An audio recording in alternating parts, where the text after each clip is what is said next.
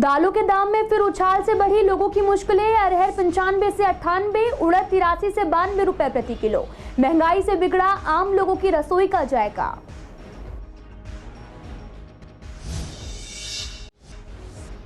Shahabad dairy लड़की की निर्मम हत्या पर जनता का रोष। बोली पूर्व दिल्ली की महिलाएं, साहिल को हो फांसी, कोर्ट जल्द से जल्द सुनाए कड़ी सजा।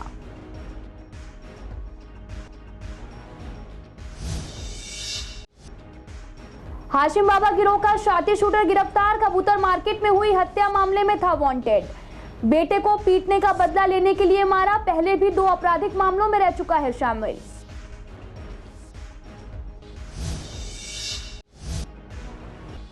पूर्व मेयर बोले एमसीडी और कोर्ट से निराश तो तोड़ी सील। मॉनिटरिंग कमेटी ने भी सुप्रीम कोर्ट से की मांग। पूर्व में सील प्रॉपर्टी के मौके पर जांच की मिली मंजूरी।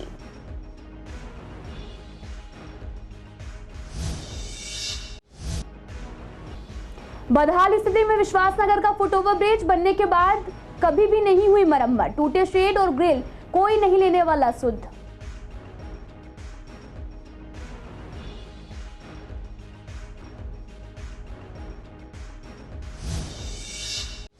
नमस्कार, मैं आपके साथ अंकिता पाल। आप सभी का पूर्व दिल्ली खास में एक बार फिर से स्वागत है। रुक करते हैं खबरों की तरफ। अरहर और उड़द की दालों की कीमतों में एक बार फिर से बढ़ोतरी हो गई है।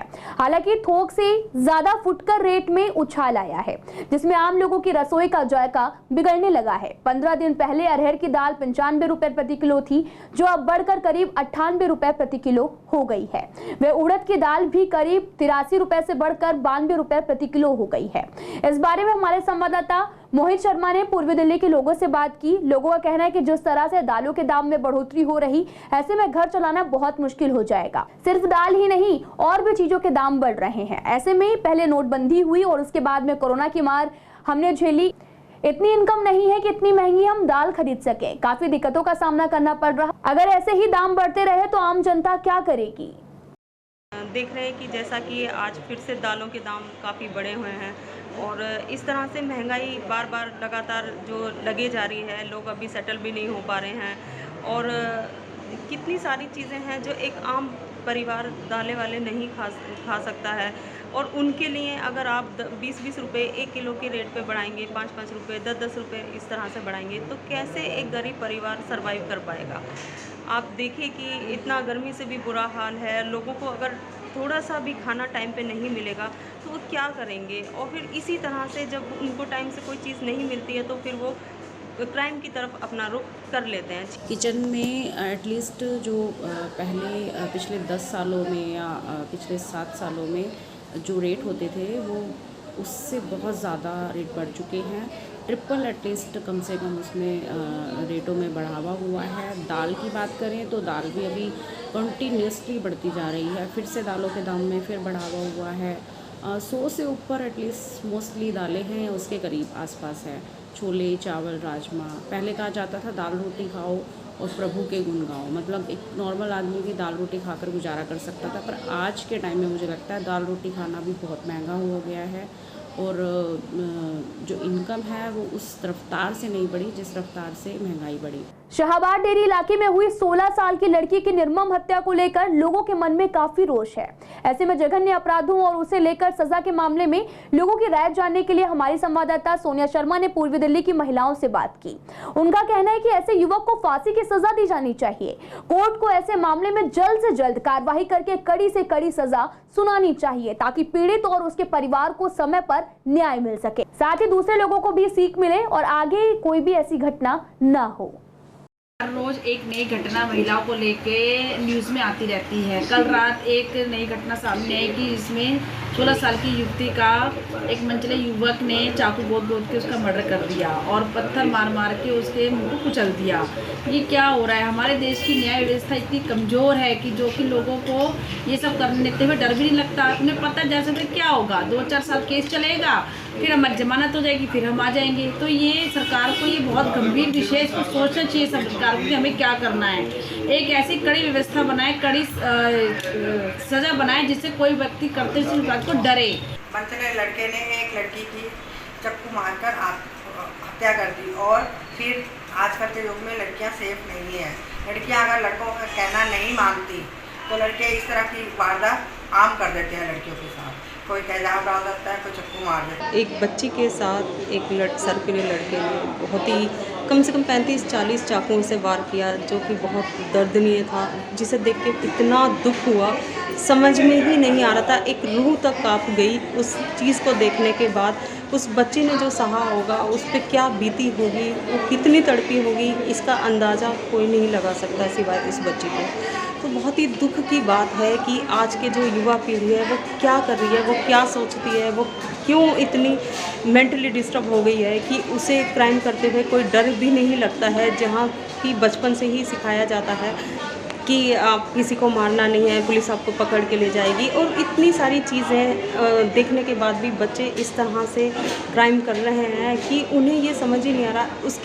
उस बच्चे का पागलपन देखिए, उसकी बौखलाहट देखिए कि वो किस तरह से चाकुओं से वार किए जा रहा है। क्राइम ब्रांच की टीम ने हाशिम बाबा गिरोह के मुख्य शूटर को गिरफ्तार किया है। आरोपी की पहचान इंदिरा विहार दिल्ली के रहने वाले 43 साल के अपराधी शहजाद उर्फ समीर उर्फ आसिफ उर्फ राजा के रूप में हुई है। वे भारतीय दंड संहिता की कई धाराओं और आर्म्स एक्ट के तहत थाना जामा मस्जिद और दिल्ली में वांछित था। हाशिम बाबा गिरोह दिल्ली के पूर्वी और उत्तर पूर्वी और शहदरा इलाके में सक्रिय हैं। दिल्ली के special commissioner of police crime Ravindra Singh Yadav के मुताबिक एक सूचना के आधार पर जाल बिछाकर आरोपी शहजाद को दिल्ली कैंट रेलवे स्टेशन से गिरफ्तार कर लिया गया। पूछताछ में पता चला कि वह हाशिम बाबा गिरोह के लिए काम करता है और कबूतर बाजार जामा मस्जिद में पक्षियों की भी खरीदी बिक्री का काम करता है। बीती 23 अप्रैल को जब वह अपने बेटे के साथ में कबूतर बाजार जामा मस्जिद में मौजूद था तो फुरकान उर्फ भूरा नाम के व्यक्ति ने ई रिक्शा किराए पर लेने के मुद्दे पर उसके बेटे को पीटा था। इससे उसे बाजार में काफी बदनामी का सामना करना पड़ा, इसलिए शहजाद ने भी उनसे बदला लेने का फैसला लिया और 28 अप्रैल को जब हाशिम बाबा जेल से पटियाला हाउस कोर्ट सुनवाई के लिए आया तो आरोपी अपने साथियों के साथ में हाशिम बाबा से मिला। हाशिम से निर्देश पाकर वह अपने साथी शानू बुरहान और माया के साथ में कबूतर मार्केट जामा मस्जिद गया, लेकिन फुरकान उर्फ भूरा वहां पर मौजूद नहीं था, इसलिए उसने उसके भाई इमरान उर्फ नन्हे को भी गोली मार दी और मौके से फरार हो गया। उसके बाकी साथियों को पहले ही गिरफ्तार किया जा चुका है। आरोपी पर गोकलपुरी थाने में पहले से 2 केस दर्ज हैं। दिल्ली में सीलिंग की तलवार फिर से लटक रही है। सुप्रीम कोर्ट की तरफ से बनाई गई मॉनिटरिंग कमेटी के 3 सदस्यों ने सुप्रीम कोर्ट में एक रिपोर्ट पेश की है और मांग की है कि जिन प्रॉपर्टी को उनके निर्देश पर बीते कुछ सालों में सील किया गया उनका मौके पर जांच की मंजूरी दी जाए। इसके अलावा रिहायशी या फिर कॉमर्शियल इलाके में जो नए अवैध निर्माण किए गए हैं उनके खिलाफ भी एक्शन लेने की मांग की गई है। इस बारे में हमारे संवाददाता मोहित कैंत ने भी निगम पार्षद और पूर्व मेयर से बात की। निगम पार्षद संदीप कपूर का कहना है कि निगम में आने से पहले आम आदमी पार्टी ने कहा था कि हम सीलिंग नहीं होने देंगे, उसके बाद ही दोबारा सीलिंग की तलवार क्यों लटक रही है। सुप्रीम कोर्ट की तरफ से बनाई गई मॉनिटरिंग कमेटी के 3 सदस्यों ने सुप्रीम कोर्ट में एक रिपोर्ट पेश की।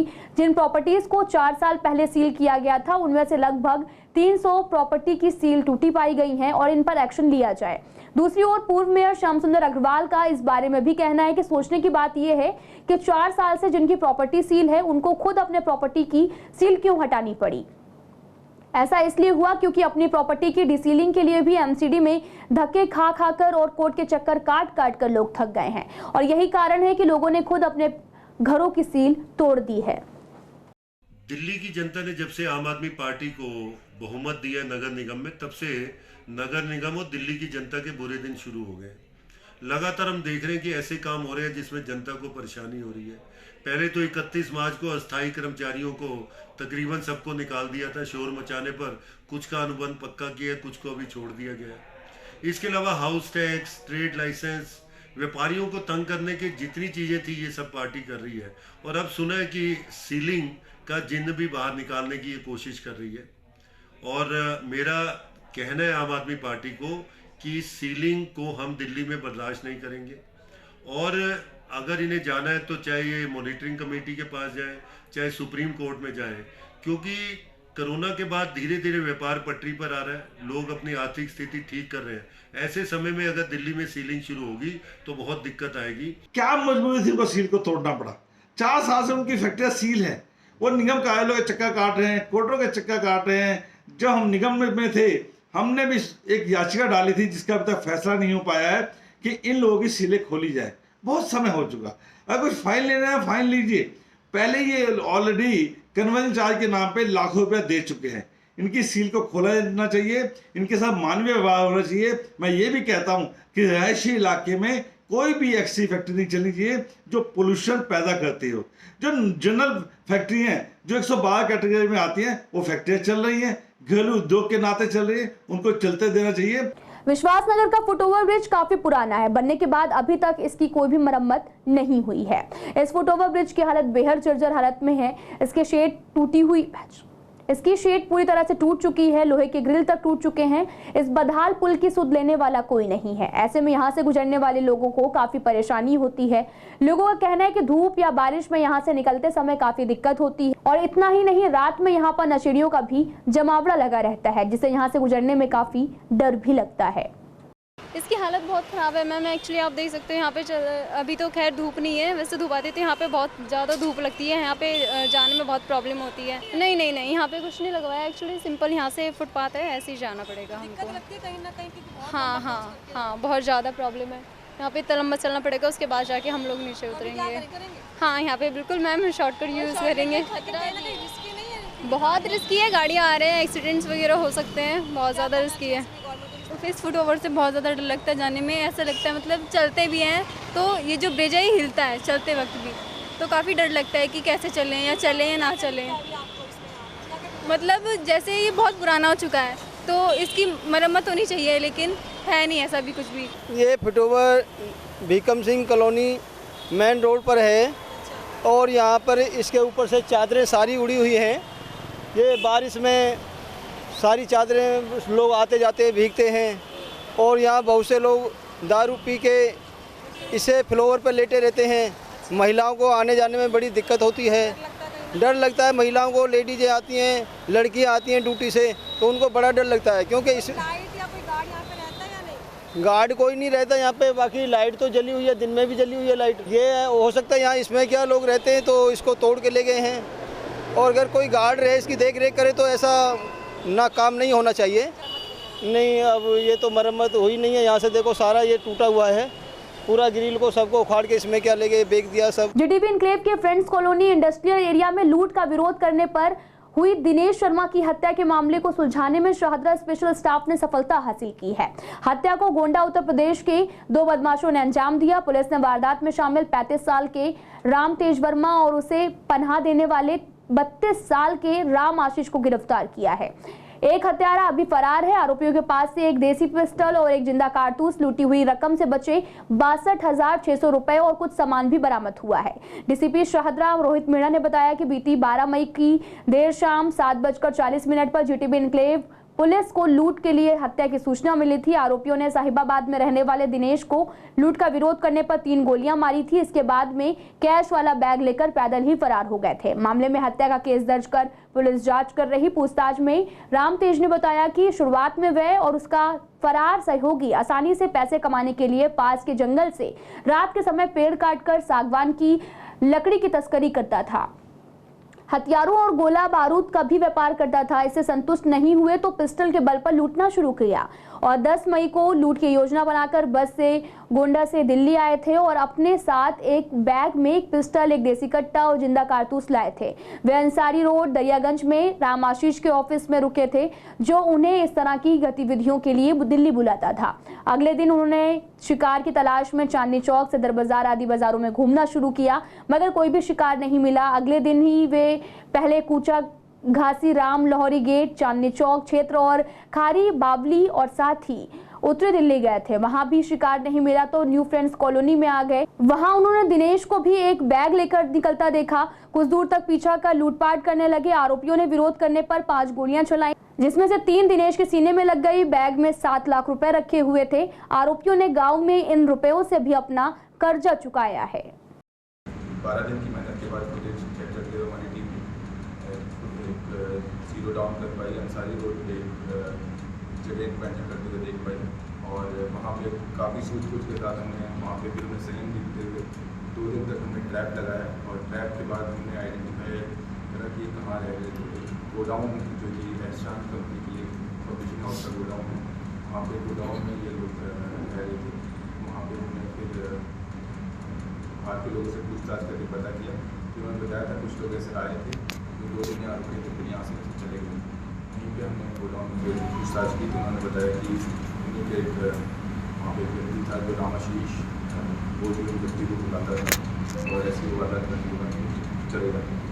कैश कलेक्शन वाले जो जगह हैं जहाँ से कैश उठाया जाता है व्यापारी द्वारा, ये कंट्री में मतलब 2 वेपन यूज़ किए थे। अभी एक आरोपी जो आइडेंटिफाई है उसकी तरफ पूर्वी दिल्ली के गाजीपुर गांव में कार चुराने की कोशिश कर रहे एक शातिर चोर को पकड़कर पुलिस के हवाले कर दिया गया। पड़पड़गंज इंडस्ट्रियल एरिया थाना पुलिस ने आरोपी को गिरफ्तार कर उसके पास से चुराई गई स्कूटी और वारदात में इस्तेमाल औजार भी बरामद किए हैं। आरोपियों के खिलाफ केस दर्ज कर लिया गया। पूर्वी दिल्ली के डीसीपी अमृता ने बताया कि गिरफ्तार आरोपी की पहचान दिल्ली से सटे गाजियाबाद की खोड़ा कॉलोनी के रहने वाले शहजाद के तौर पर हुई है। डीसीपी ने कहा कि शनिवार सुबह पड़पड़गंज इंडस्ट्रियल एरिया थाना पुलिस को गाजीपुर गांव में रहने वाले एक शख्स जितेंद्र ने सूचना दी थी कि एक शख्स उसकी कार चुराने की कोशिश कर रहा है। सूचना मिलते ही पुलिस टीम मौके पर पहुंची। शिकायतकर्ता जितेंद्र ने आरोपी को पुलिस के हवाले कर दिया। पूछताछ में आरोपी ने खुलासा किया कि वह आपराधिक वारदातों को अंजाम देता है। उसने दिसंबर 2022 में साउथ अनारकली कृष्णनगर दिल्ली के इलाके में स्कूटी चुराई थी और इसके बाद में आरोपी शहजाद की निशानदेही पर गाजीपुर दिल्ली की पेपर मार्केट से एक सफेद रंग की एक्टिवा स्कूटी बरामद की गई। पुलिस पता लगा रही कि उसने अब तक और कितनी वारदातों को अंजाम दिया है। सीबीडी ग्राउंड के सामने और होटल लीला के ठीक सामने वाली सड़क की मरम्मत कुछ दिन पहले ही की गई थी और 10 दिन भी नहीं बीते कि यहां पर फिर से सड़क को खोद दिया गया। साथ ही यहां पर पेट्रोल पंप के सामने भी एक बड़ा सा गड्ढा खोदकर छोड़ दिया गया है। इससे लोगों को काफी दिक्कत होती है। लोगों का कहना है कि लीला के सामने की सड़क तो बन गई है, लेकिन मेट्रो और क्रॉस रिवर मॉल के सामने की सड़क को यूं ही छोड़ दिया गया। इसकी वजह से लोगों को इस सड़क से गुजरने में काफी परेशानी होती है। स्कूटर चलता है, अब टाइम ज़्यादा लगता है, पर शरीर वो बुजुर्ग बंदा है, नहीं चल सकता, गाड़ी खराब होती है, अंजर बंजर हिल जाते हैं शरीर के, गाड़ी की दोनों की कभी कभार हो जाती है, छोटे पत्थरों से हो जाती है। यही खराब है, जो नया बना हुआ था अभी नहीं टूट गया। से खोदते हैं इसको। दिक्कत होती है आप लोग? तो दिक्कत जरूर है, सवारी लेके चलते हैं, सवारी बैठती है उसको भी परेशानी होती है। हाँ वो कहते हैं कि अड़ग रही है, गचकी ले बचाओ, गचकी बचाओ, गचकी कहाँ बचाएंगे? ये आधी बनी आधी नहीं बनी, ये तो इन्होंने खोदा होगा ना कि उन्होंने खोदा इधर वालों ने। अच्छा। ये पंप वाले या कोई भी है, परेशानी होती है, खाना गिर जाता है, हमारा डिलीवरी का काम है। वो तो गवर्नमेंट को देखना चाहिए ना, जिन्होंने टेंडर लिया उनको बोलना चाहिए क्या। हाँ परेशानी होती है लोगों को, गाड़ी स्लिप हो जाती है लोगों की, बच्चे गिर जाते हैं, गड्ढे अब पानी भर जाएगा, इसमें किसको क्या पता लगा गड्ढा है, गिरने के बाद तो पता लगेगा गड्ढा है। तो गवर्नमेंट कोई देखने आती ना, टेंडर वाले देखने आते हैं कोई। ये पूरी ख़राब है, आगे मेट्रो मॉल के वहाँ से ख़राब है और क्रॉस रिवर मॉल के वहाँ तो बिल्कुल ही कोई यानी कि प्रशासन को दिख ही नहीं रहा है कि इतना बड़ा मॉल है, इस होटल में विदेशी फॉरेनर आते हैं हिंदुस्तान के अंदर कि हमारे देश की क्या वैल्यू है, इतना बड़ा मॉल है और उस मॉल के सामने ये कंडीशन है कि देखो कि गाड़ियाँ पलटने की नौबत, कार तक पलटने की नौबत आ जाती है, बाइक वाले स्लिप करके गिर जाते हैं, इतने गहरे गहरे खड्डे हैं। पुलिस आरोपियों को बचाने में उनकी मदद कर रही है। वीडियो से साबित होता है कहीं ना कहीं अपराधियों को पुलिस का संरक्षण मिल रहा है। ये कहना है 16 साल के मृत युवक के परिजनों का। आपको बता दें कि पूर्वी दिल्ली के कल्याणपुरी थाना इलाके में त्रिलोकपुरी के ब्लॉक में भी बीती 27 मई को अंशु नाम के 16 साल के युवक की चाकू से गोदकर हत्या के आरोपियों का एक वीडियो वायरल हो गया। इस पर पीड़ित के परिजनों का दावा है कि आरोपी पुलिस की हिरासत में हीरो बनने के लिए वीडियो रील बना रहे थे और इंस्टाग्राम पर पोस्ट कर रहे थे। उसमें इंग्लिश में लिखा था आई गो टू जेल। परिजनों का आरोप है कि पुलिस आरोपियों को बचाने में उनकी मदद कर रही है। इस वीडियो से साबित होता है कहीं ना कहीं अपराधियों को पुलिस का संरक्षण मिल रहा है। मैम ने बोला है आप टेंशन मत लो, जो होगा मैं कार्रवाई में तुम्हारा साथ दूंगी। मैडम की तरफ से तो कोई दिक्कत नहीं, कल्याणपुरी थाने से हम संतुष्ट नहीं है। मेरे लड़के का मर्डर हो गया था, उसके अंदर मतलब कुछ सुनवाई नहीं हो रही कल्याणपुरी थाने के अंदर हमारी। तो मैम के बारे में पूछा तो मैम अच्छे बताते सब कि मैडम बहुत काम करती है। तो मैडम के पास मिल गया, मैडम ने कहा ठीक है, 2 उसमें अरेस्ट हो गए, 2 फरार है। ब्रिजपाल मुल्ला का कोई जिक्र ही नहीं हुआ उसके अंदर। इसमें जो मर्डर के अंदर इसने ब्रिजपाल मुल्ला ने 14 तारीख को मेरे भतीजे पे, बड़े भाई के लड़के पे पहले वारदात करवाई थी और जिसके हाँ जी उसी के जुर्माना अगर ये 14 तारीख को SHO कल्याणपुरी का अगर बंद कर देता उस लड़के को तो मेरे लड़के का मर्डर नहीं होता आज जी। जान से मारने की धमकी दे रहा है मैं पूरे घर वालों को। मुल्ला ब्रिजपाल मुल्ला के बुरखे थे सर, ये प्लानिंग से लड़के का मर्डर हुआ है हमारे। जो हम चीज़ बताना चाह रहे हैं, जो हमारा जो चल रहा है झगड़ा, ये 14 तारीख से चल रहा था। हमने एप्लीकेशन डीसीपी ECP सबको दे रखी है, लिखित में भी 264 FIR नंबर हमने दे रखा है, सब कुछ है, सब चीज़ बता रहे हैं। शुरू से एक मुल्ला ने हमें चैलेंज करा था कि इससे मरवा दूंगा इस खानदान किसी न किसी को। नहीं, बिल्कुल सर कोई संतुष्टि नहीं मिल रही है हमें। मतलब ये वीडियो में जो है बंदे हैं ये इनको हम कर रहे हैं, हम तो सब आगे से कहानी चल रही है हमारी। कोरोना महामारी के बाद ये देखने में आ रहा कि 45 साल से कम उम्र के लोगों को दिल की बीमारी से जूझना पड़ रहा। कभी लोग जिम में एक्सरसाइज करते हुए तो कभी डांस करते हुए हार्ट अटैक के शिकार हो रहे।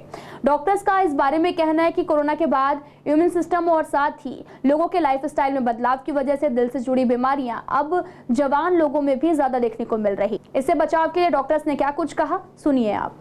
जहाँ तक मुझे लगता है कि अभी तक कोई साइंस ये नहीं कह पाई, कम से कम इंडियन वैक्सीन के बारे में, कि इनकी वजह से हो सकता है, क्योंकि दे आर 100% सेफ और उसके बारे में अभी तक कुछ नहीं कहा जा सकता। लेकिन हाँ, कुछ प्रिकॉशंस की बात हम जरूर कर रहे हैं कि जिनको पहले कोविड हुआ उनको बहुत स्ट्रेनुअस एक्सरसाइज नहीं करनी चाहिए, बहुत ज़्यादा दौड़ धूप ना करें, बहुत ऐसा नहीं कि 2-2 घंटे जिम के अंदर लगे हुए हैं, वो नहीं होना चाहिए। और रेगुलर चेकअप जो है उन व्यक्तियों का जिनको कोविड हुआ था, चाहे वो 30 साल के भी हों, अपना ECG, अपना लिपिड प्रोफाइल, अपना बेसिक इन्वेस्टिगेशन वो करवाते रहें, ताकि हम इससे पहले कि ऐसा कोई हादसा हो अपने आप को संभाल पाए।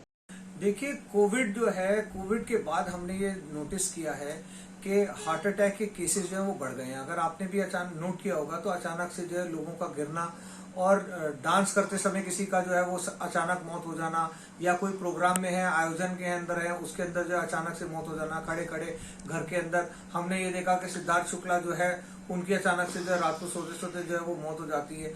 तो ये सारी चीजें हम देख रहे हैं। धीरे धीरे जो है ये हमने ये भी नोट किया है कि कोविड के बाद जो है पहले जैसे कि 60 साल से ऊपर जो है वो हार्ट अटैक की समस्या होती थी, फिर 45 साल पे हार्ट अटैक की समस्या होने लगी।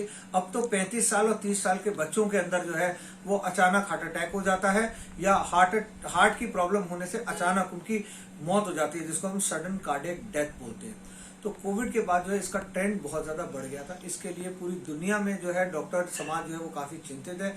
कलकदुमा के DDA पार्क में कई समस्याएं हैं। वहां सफाई की व्यवस्था चरमराई हुई है, जगह जगह कूड़े के ढेर लगे हुए हैं और वहां समय से सफाई नहीं होती। आवारा पशु पार्क में घूमते रहते हैं, बच्चे वहां पर गंदगी में खेलने को मजबूर हैं। लोगों का कहना है कि इसकी शिकायत के बाद भी कई बार प्रशासन से की जा चुकी है, लेकिन अब तक कोई भी कार्रवाई नहीं की गई। पार्क की समस्या देख लो भाई साहब, कितना बुरा हाल है। नौतराइज गाय बंधी हुई है, भैंस से बांध रखी लोगों ने, और ये रेडी है, पटड़ी है, ये जो इन्होंने अपनी रेडियां लगा रखी है, किराया ले रहे हैं। ये तो भाई हो गए 10-1 साल हो लिए इसे। 5-7 साल से किराया खा रहे हैं इसमें, और गायवाज दुनिया भर की बंदी है। देखो पारा, देखो पारा में गंदगी हो रही है।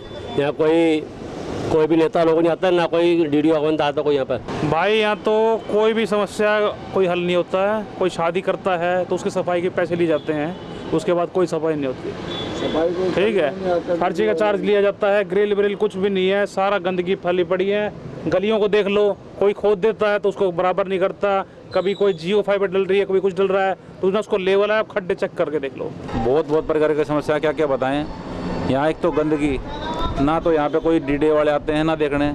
आज गंगा दशहरा है और इस दिन स्नान दान का काफी महत्व होता है। खासकर गर्मी से राहत दिलाने वाली चीजें जैसे कि जल, शरबत, खरबूजे और साथ ही अन्य मौसमी फल, पंखे आदि का दान इस दिन किया जाता है। इसके अगले दिन यानी कि 31 मई को मोक्षदायिनी निर्जला एकादशी है। पंडित यशपाल जी महाराज का कहना है कि जेठ शुक्ल की एकादशी को निर्जला एकादशी और भीमसेनी एकादशी कहा जाता है।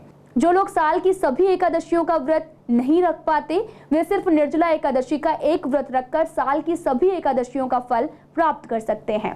इस व्रत को करने में मोक्ष की प्राप्ति होती है। निर्जला एकादशी के दिन जो भी दान किया जाता है उसका अक्षय फल होता है और इसलिए सभी को इस दिन का व्रत और दान जो भी संभव हो जरूर करना चाहिए।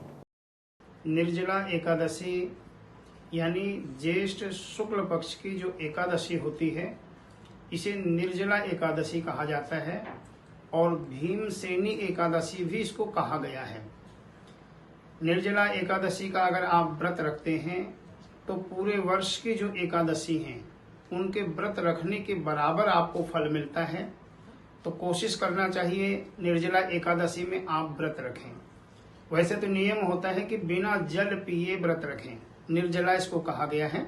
इसमें जल भी नहीं पीना चाहिए, जल का दान करना चाहिए। हो सके तो आप निर्जला रखें, अन्यथा आप फलाहार पे भी रख सकते हैं। एक समय आप फलाहार लें इस एकादशी में। ओम नमो भगवते वासुदेवाय, ये जो भगवान का द्वादशी अक्षर मंत्र है, इसका आप ज़्यादा से ज़्यादा जाप करें। इस दिन फल का दान, दूध का दान, अनेकों वस्तुओं का दान निर्जला एकादशी में किया जाता है, क्योंकि निर्जला एकादशी के दिन जो भी दान किया जाता है उसका अक्षय फल हो जाता है, यानी अनंत फल हो जाता है। आप एक वस्तु किसी को दान करते हो और निर्जला एकादशी के दिन उसी एक वस्तु का 10 गुना फल मिला करता है। इसीलिए सभी लोगों को निर्जला एकादशी का व्रत रखना चाहिए।